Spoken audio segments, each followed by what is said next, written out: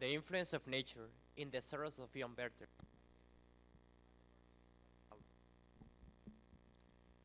How do you feel spring when everything, when all the trees and flowers are blossoming? During summer, when the sun is burning your skin. During fall, when all the trees, all the leaves are falling down. Or during winter, when everything is cold and dark. Nature has been a recurring theme in literature and music throughout history. It symbolized beauty, harmony, tranquility, and a reflection of the human condition. After changing 3 times of topic, I decided to write a capstone about nature because I realized that it has a strong influence in us as human beings. During my 3rd semester, I started reading The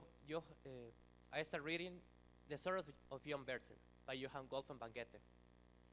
And I was amazed how Werther, the main character,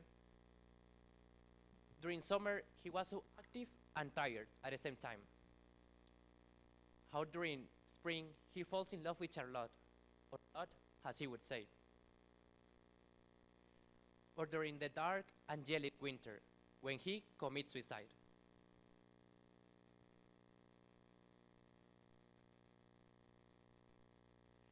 Later on, I studied Vivaldi's concerto.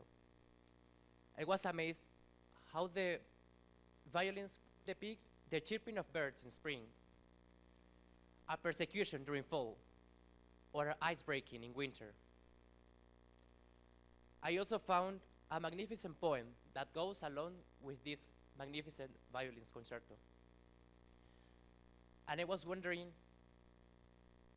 how this poem can depict the scenes that the violins are playing.